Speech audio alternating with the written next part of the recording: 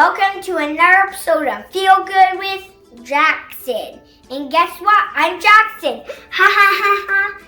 So today we're going to learn all about fire safety, and I'm talking with a special friend, Firefighter Marianne Sassy. And it starts right now. Thank you so much for coming on the episode of Feel Good with Jaxson.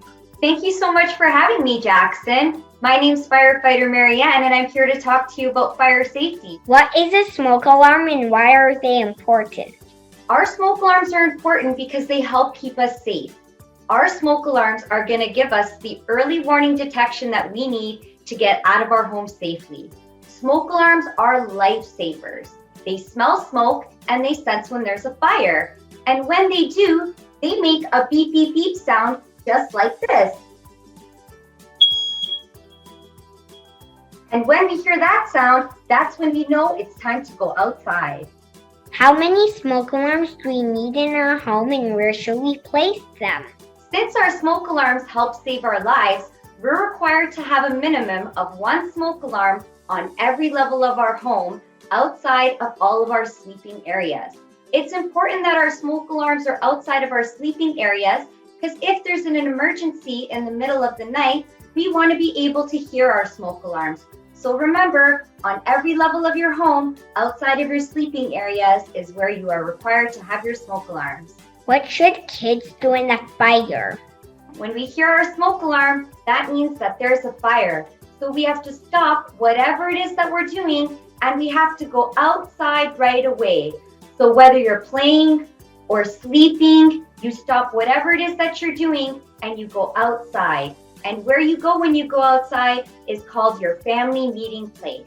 A family meeting place is anywhere that's outside of your home in the front that doesn't move.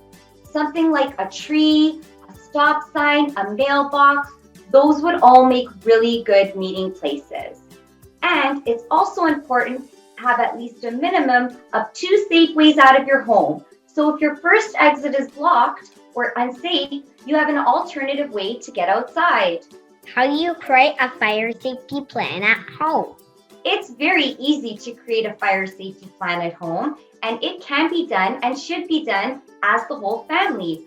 All you need is a blank sheet of paper, draw a floor plan out of your home, and once you do that, you can identify all the safe ways out of your home. And don't forget to include your family meeting place where you and your family are going to meet. Also, it's important to practice your home escape plan. Practice so you're always prepared.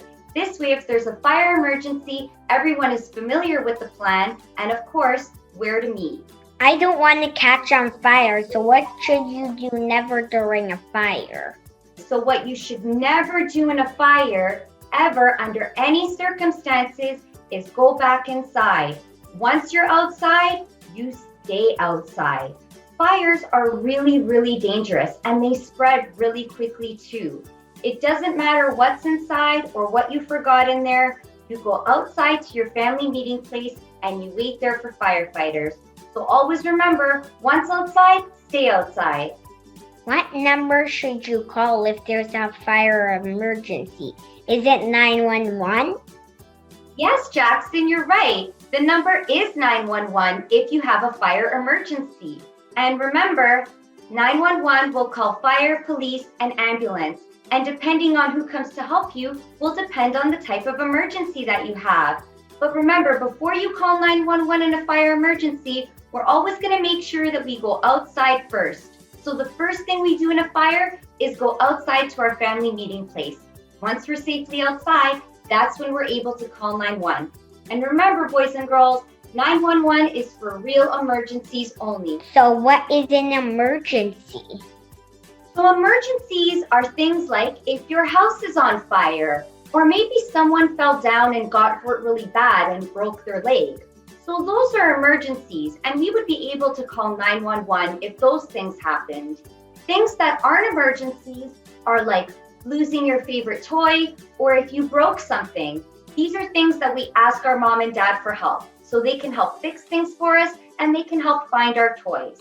But if we have real emergencies like our house is on fire, that's when we're able to call 911. So what is the common cause of home fires? Yeah, so the most common cause of home fires is actually unattended cooking. So always make sure that you or anyone in your home is cooking in the kitchen, that they're watching over the stove at all times. An easy way to remember this, we like to say, is look while you cook. What should you do if your clothes catch on fire? If clothes ever catch on fire, you need to stop, drop, and roll. So you stop, you drop down to the ground, and you roll back and forth on top of the fire. And don't forget to cover your face with your hands when you do that to protect your face from fire. When you roll back and forth on top of the fire, you're smothering the fire and suffocating it between yourself and the ground. So the fire doesn't have any oxygen to breathe, and it will eventually just go out. Did you know that you're an inspiration for a lot of girls who want to be firefighters? I'm so happy to hear that. I'm glad to be an inspiration. I love being a firefighter. I love it best because not only do I get to help people all the time, but I also get to always have teamwork with other fellow firefighters. Being a firefighter is a great job, and I'm so happy to inspire and help people along the way. Thank you so much for being on my episode, another episode of Feel Good with Jaxson. Bye. Thank you so much for having me, Jaxson. Remember, working smoke alarms save lives. Make sure you have one on every level of your home outside of all sleeping areas. And don't forget to test your smoke alarms monthly. For more great fire safety information, please visit our website, Toronto Fire Services, at www.toronto.ca/fire. Thank you so much for having me, Jaxson. I had so much fun, and I hope that you learned a lot about fire safety. Bye. Thank you so much for joining me on an episode of Feel Good with Jaxson. And before you leave, I have 2 challenges for you. The first one is to make a fire safety plan, and the second one is to test your smoke alarm once a month. Catch me next time on an episode of Feel Good with Jaxson. Stop, drop, and roll.